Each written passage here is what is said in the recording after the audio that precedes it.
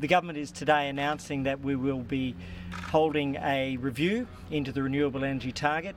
This was always due to occur this year under legislation.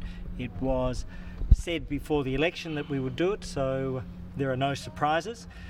The terms of reference really focus on three things.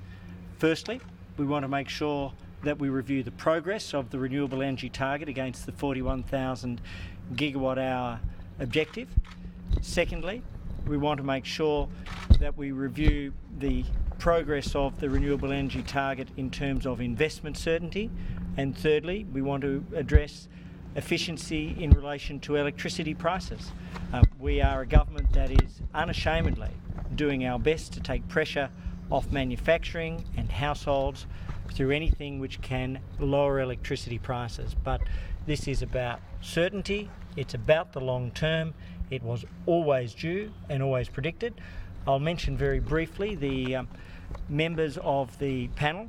The review panel will be headed by Mr. Dick Warburton, a distinguished Australian who, amongst other things, was head of the Taxation Board for a decade. He was a Reserve Bank board member, and he was also selected by the previous government to head the emissions-intensive trade-exposed activity work under the CPRS. It will be supported by Mr. Matt Zima, who is the Chief Executive Officer of the Australian Energy Market Operator. There is arguably no one in Australia who knows and understands the electricity networks, the electricity system and electricity demand better than he, and he has overseen the integration of 1,700 megawatts of renewable energy into the national electricity market over recent years. It will be supported by Shirley Intveld, a former CEO of Verve Energy. That's a diversified West Australian electricity company which has both conventional and renewables, including solar and wind and biomass, which were developed under her leadership.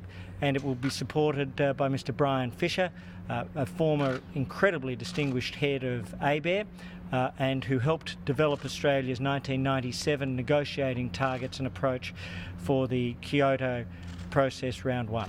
Our goal is very simple: to maintain investment certainty, to review the progress, and to ensure we can take the pressure off electricity prices.